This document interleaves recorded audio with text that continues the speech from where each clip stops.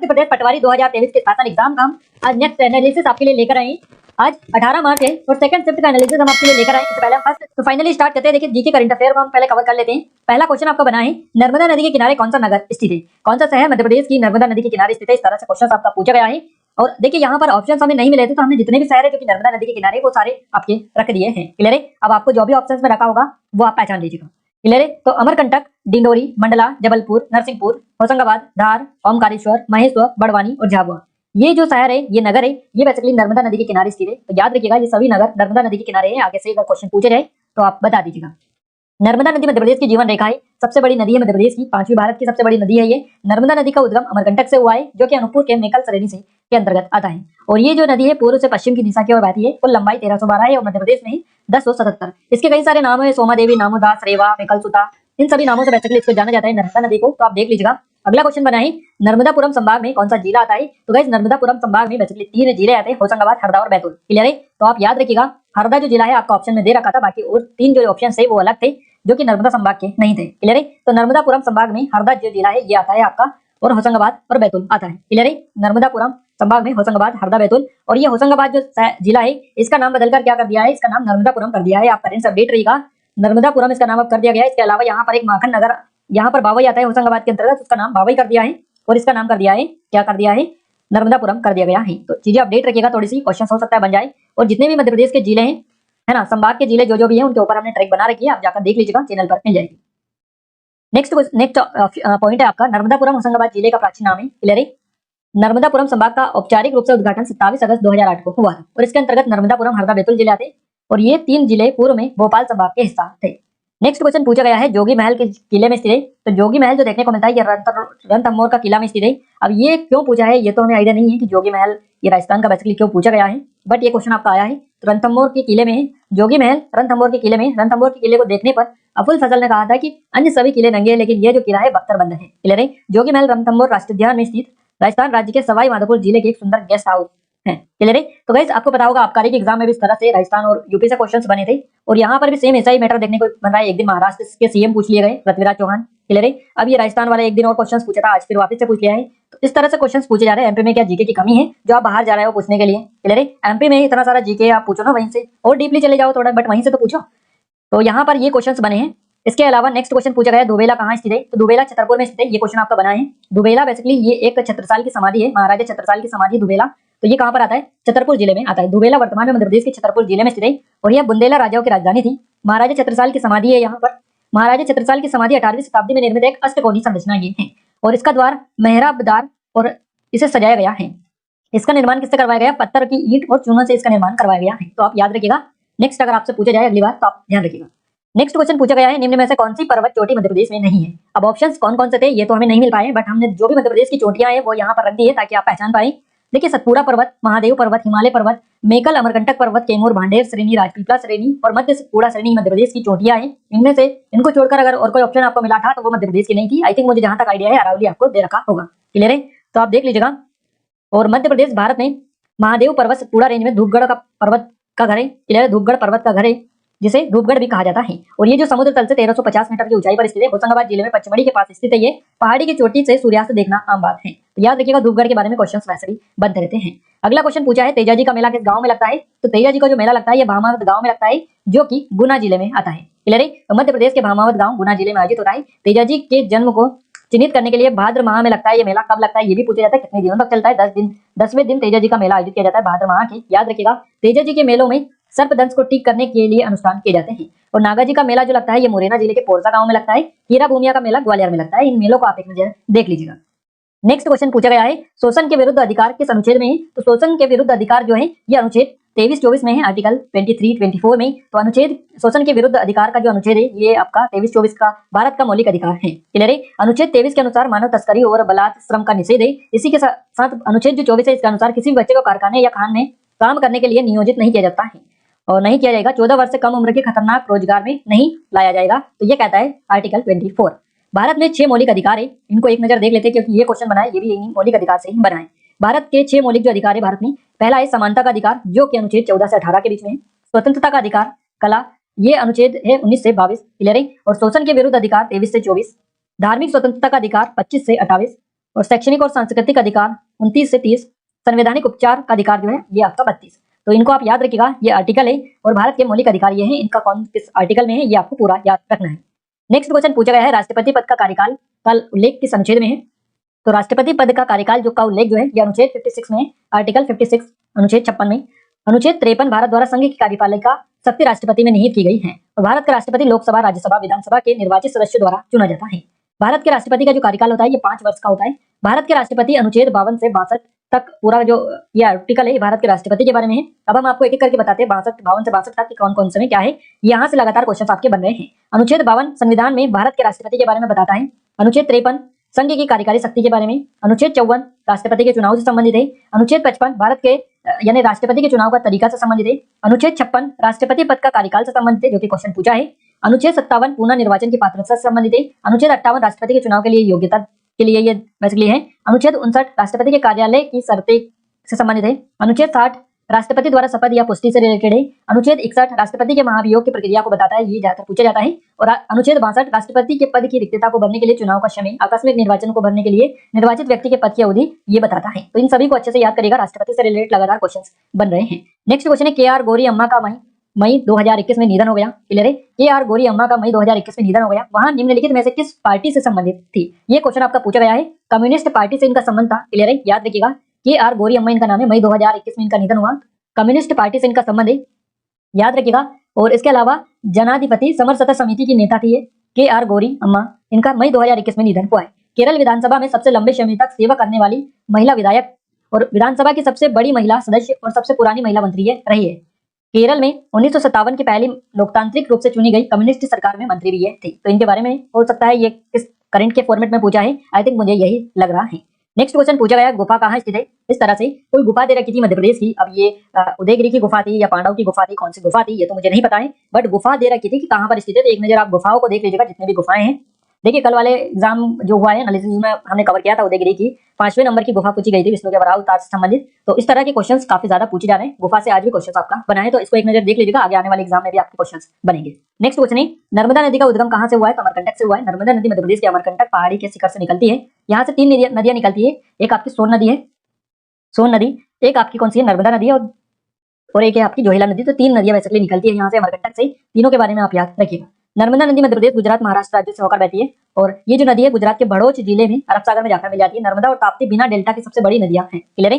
Next question है बांध, कोई बांध दे रखा था आपका और पूछा था कौन सी नदी पर स्थित है। इस तरह का क्वेश्चन पहले भी बना है और अब भी बना है। क्लियर है। तो बांध ये तो नहीं पता है कि कौन सा बांध था, ये दोनों को नहीं पता चला है हमें, बांध और गुफा का कि कौन क्या नाम था उनका एक्चुअली में। और ये जगह भी नहीं बताते, जगह अगर बता देते वो कि कहाँ पर स्थित है तो हम उसका आइडिया लगा लेते कि कौन सा पूछा था, बट उन्होंने ये भी नहीं बताया। क्लियर है। जितना हमें डिटेल मिली है उतनी आपको बताने की हम कोशिश कर रहे हैं ज्यादा से ज्यादा, ताकि आपको ज्यादा चीजें पता चल पाए। नेक्स्ट क्वेश्चन पूछा गया है मध्य प्रदेश के किस शहर को भारत का ग्रीनविच माना जाता है। तो ये उज्जैन को माना जाता है। मध्य प्रदेश के उज्जैन शहर को भारत का ग्रीनविच माना जाता है। उज्जैन के ऐतिहासिक शहर को इस तथ्य के कारण भारत का ग्रीनविच माना जाता है कि देशांतर का पहला देशांतर इसके माध्यम से गुजरता है। उज्जैनी 770 पूर्व देशांतर व 220 उत्तर अक्षांश पर स्थित था, जहां से शून्य देशांतर की गणना की जाती थी। अतः यह स्वतः प्रमाणित होता है कि प्राचीन भारत का उज्जैन ग्रीनविच रेखा पर ग्रीनविच नगर रहा है। नेक्स्ट क्वेश्चन है श्योपुर में कौन सा महल है। ये क्वेश्चन पूछा है। नरसिंह महल है आपका, नरसिंह महल ये जो है आपका श्योपुर में है, जहां पर बेसिकली चीते को बसाया गया है। तो याद रखिएगा पालपुर कुनो नेशनल पार्क यहाँ पर देखने को मिलता है आप सभी को, और यहाँ से ऑलरेडी क्वेश्चन बन चुका है चीतों से रिलेटेड, पहले दिन ही क्वेश्चन यहाँ से पूछा गया है। क्लियर है। तो आप याद करके रखिएगा चीजों को। 16वीं सदी में 48 स्तंभों से युक्त है ये, और राजा नरसिंह गौड़ महल में दरबार जो है यहाँ पर लगता था। 48 स्तंभों से युक्त है ये, 16वीं सदी में यहाँ पर दरबार लगता था। और इसमें से एक सुरंग बड़ौदा तक जाती है, इसमें कांच की कारीगरी का काम है। क्लियर है, देख लीजिएगा थोड़ा सा। नेक्स्ट क्वेश्चन की बात करें, कृषि से रिलेटेड, एग्रीकल्चर से रिलेटेड आपका क्वेश्चन बना है। क्लियर है। अगले क्वेश्चन की बात करें, जून 2022 में अंतर्राष्ट्रीय मादक पदार्थों की तस्करी से निपटने को लेकर सम्मेलन हुआ था, उसकी अध्यक्षता किस देश ने की थी। तो चीन के द्वारा की गई थी। याद रखिएगा गाइस, चीन आपका सही जवाब रहेगा। देखिए हाल ही में भारत के प्रधानमंत्री ने 14वें ब्रिक्स शिखर सम्मेलन में भाग लिया, जिसकी वर्चुअल मेजबानी चीन के द्वारा की गई। तो चीन ने इसकी अध्यक्षता की है, याद रखिएगा चीन ने इसकी अध्यक्षता की है। और ये जो शिखर सम्मेलन था ये था 14वां ब्रिक्स शिखर सम्मेलन। बेसिकली गाइस इतना आप याद रखिएगा, अंतर्राष्ट्रीय मादक पदार्थों की तस्करी से निपटने को लेकर भी इसमें टारगेट रखा गया था। तो यही आपका पॉइंट यहाँ एग्जाम में बना है। क्लियर है। भारत 2021 के लिए 2021 में अध्यक्षता की थी भारत ने इसकी, और अंतर्राष्ट्रीय मादक पदार्थों की तस्करी से निपटने पर अधिक ध्यान इसमें दिया गया। इसमें इस साल का जो 14वां ब्रिक्स शिखर सम्मेलन हुआ है जून 2022 में। क्लियर है। तो इसमें जो ध्यान दिया गया है, अंतर्राष्ट्रीय मादक पदार्थों की तस्करी से निपटने पर अधिक ध्यान दिया गया है। शिखर सम्मेलन ने विश्व में मादक दवाओं की गंभीर स्थिति पर चिंता व्यक्त की है। क्लियर है। ब्रिक्स घोषणा अंतर्राष्ट्रीय मादक पदार्थों की तस्करी का मुकाबला करने एवं वैश्विक ड्रग गवर्नेंस को बढ़ावा देने के लिए BRICS anti drug working group की सक्रिय भूमिका की सराहना करती है तथा दवा नियंत्रण सहयोग को और मजबूत करेगी। तो ये चीजें हैं इसमें, और बेसिकली इसी पर इसमें ज्यादा फोकस किया गया है। नेक्स्ट क्वेश्चन पूछा गया है, अजय चौधरी को पद्म भूषण से कब सम्मानित किया गया? तो अजय चौधरी को, गाइस ये जो क्वेश्चन है हमने सुबह वाले चैप्टर में भी बताया है आपको कि एमपी कांस्टेबल की जो एग्जाम है उसमें से डायरेक्ट सीधे के सीधे क्वेश्चंस उठाकर यहाँ पर डाले जा रहे हैं। क्लियर है? सुबह भी एक क्वेश्चन पूछा था, कौन सा? दतिया वीर सिंह बुंदेला महल वाला, किसने कितने 7 मंजिला इमारत वाला, 7 मंजिला वो है, वो क्वेश्चन आपका पूछा गया। और ये भी एज इट इज क्वेश्चन पूछा गया, अजय चौधरी को पद्म भूषण से कब सम्मानित किया गया? As it is question constable में आपका बना था। क्लियर है? हम आपको बार बार बता रहे हैं कौन कौन से क्वेश्चंस पूछे जा रहे हैं। क्लियर है? तो आप एक नजर कांस्टेबल वालों को भी अच्छे से देख लीजिएगा, जो नए नए क्वेश्चन है उनको, और आबकारी वाले क्वेश्चन को भी अच्छे से कवर कर लीजिएगा। 2011 में इनको पद्म भूषण से सम्मानित किया गया। इनका संबंध मध्य प्रदेश से है, इसलिए क्वेश्चन पूछा जा रहा है। देखिए 2011 में भारत सरकार ने अजय चौधरी को पद्म भूषण से सम्मानित किया। भारत सरकार के द्वारा 2011 में अजय चौधरी का जो जन्म हुआ ये 29 अगस्त 1950 को हुआ और HCL के 6 संस्थापक सदस्यों में से एक ये हैं। अजय चौधरी ने अपनी स्कूली जो शिक्षा की थी ये क्राइस्ट चर्च स्कूल जबलपुर से की थी।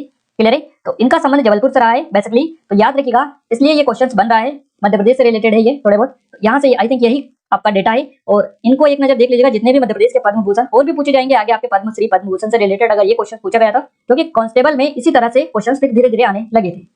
नेक्स्ट क्वेश्चन पूछा गया, गांधी जी को पहली बार जेल कब हुई थी?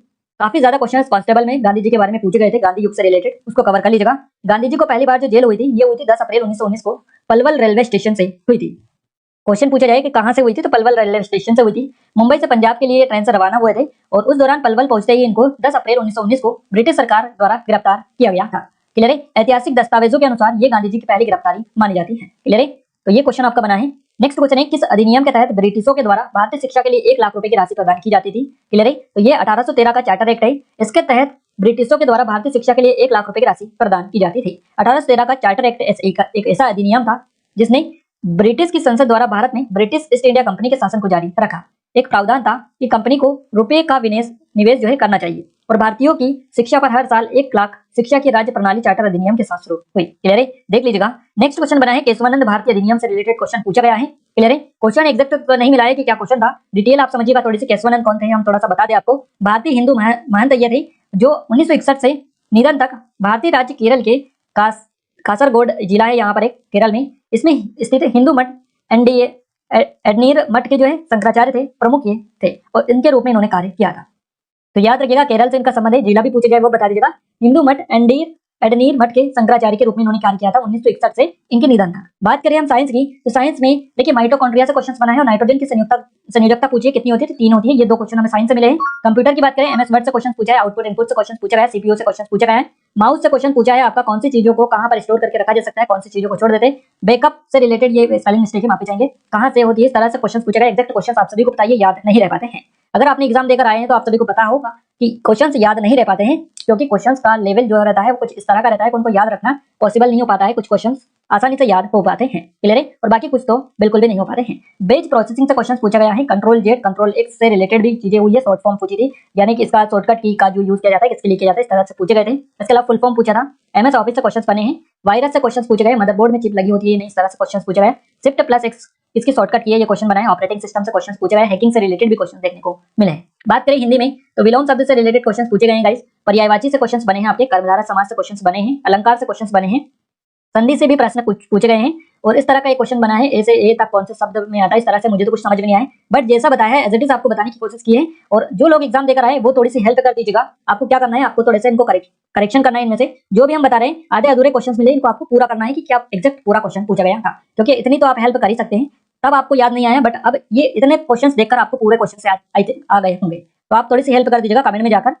नेक्स्ट क्वेश्चन तत्सम और तद्भव से पूछे गए हैं। शब्द निर्माण से प्रश्न पूछे गए हैं। 2 विलोम शब्द के बीच में कौन सा चिन्ह लगता है, तो इस तरह से योजक चिन्ह से रिलेटेड भी क्वेश्चन पूछे गए हैं। हस्त स्वर कौन कौन से इस तरह से क्वेश्चन बने हैं। बात करें मैनेजमेंट की, तो मैनेजमेंट में नियोजन से क्वेश्चन बने। कंपनी एक्ट से क्वेश्चन पूछे गए। मैनेजमेंट की प्लानिंग में क्या क्या चीज होती है, इस तरह से क्वेश्चन पूछा गया है। लेन देन करना संविधान के लिए किस एक्ट के अंतर्गत आता है, और आर्टिकल से क्वेश्चंस बने हैं। आर्टिकल बेसिकली ये जीके का टॉपिक है, हो सकता है इसमें भी कुछ आर्टिकल इससे रिलेटेड हो मैनेजमेंट से, तो वो आपके बने होंगे। क्लियर है? संगठन से क्वेश्चंस बने हैं। नियंत्रण से क्वेश्चंस बने, कौन से एक्ट अनुसार कौन सा मैनेजमेंट लागू होता है, तो ये क्वेश्चंस आपके पूछे गए हैं। इंग्लिश में बात करें, एक्टिव पैसिव वॉइस से क्वेश्चंस बने। नरेशन से क्वेश्चंस बने। पैसेज से क्वेश्चंस पूछे गए हैं। फिल द ब्लैंक्स से क्वेश्चंस पूछे गए हैं। क्लियर है? इसके अलावा ईरर से क्वेश्चंस पूछे गए। पैरा जंबल से क्वेश्चंस पूछे गए हैं। एंटोनियम सिनोनियम से भी क्वेश्चंस आपके बने हैं। बात करें मैथ्स की, तो रेलगाड़ी से क्वेश्चंस पूछे गए हैं। लाभानी से क्वेश्चंस बने हैं। ज्यामिति से क्वेश्चंस बने हैं। प्रतिशत से क्वेश्चंस पूछे गए हैं। समय कार्य से क्वेश्चंस बने हैं। औसत से प्रश्न पूछे गए हैं। प्रायिकता भी आपको देखने को मिली है यहाँ पर SICI से यहाँ पर क्वेश्चंस मिले हैं। इसके अलावा गाइस पाई चार्ट से जो क्वेश्चंस बने हैं, ये पाई चार्ट से भी बने हैं, ग्राफ से भी बने हैं, वर्गमूल से रिलेटेड क्वेश्चंस पूछे गए, समय दूरी से क्वेश्चंस बने, आयु से रिलेटेड भी क्वेश्चंस देखने को मिले। तो ये सारे टॉपिक आप अच्छे से कवर करिएगा। नेक्स्ट बात करें रीजनिंग में, कोडिंग डिकोडिंग लगातार बन रही है आपकी, नंबर सीरीज बन रही है, अल्फाबेट से क्वेश्चंस बने हैं, ब्लड रिलेशन से क्वेश्चंस पूछे जा रहे हैं, पेपर कटिंग भी देखने को मिली है, दिशा दूरी से क्वेश्चन बन रहे हैं, रैंकिंग से भी क्वेश्चंस बन रहे हैं, दर्पण से रिलेटेड क्वेश्चंस पूछे गए हैं, कथन निष्कर्ष और सिटिंग अरेंजमेंट, ये सभी टॉपिक रीजनिंग के, इनको आप अच्छे से कवर कर लीजिएगा। सारे डिटेल यहाँ पर हमने बताने की कोशिश की है, जितना भी एक एक चीजें हमें प्राप्त हुई है स्टूडेंट के माध्यम से आपके सामने हमने रख दी है पूरी की पूरी चीजें एज इट इज, जिसमें जितना भी हमारी तरफ से आपकी हेल्प करने का मौका मिला है पूरी हमने चीजें आपको बताने की कोशिश की है। बाकी आप भी थोड़ी सी हेल्प कर सकते हैं, इस वीडियो को शेयर कर सकते हैं और इसके अलावा चैनल को सब्सक्राइब नहीं किया सब्सक्राइब कर सकते हैं, ताकि उससे आपकी हेल्प भी हो जाएगी। जैसे ही नया वीडियो आएगा उसका नोटिफिकेशन भी आपको तुरंत से मिल पाएगा, ताकि आपको नई नई अपडेट मिलती रहे।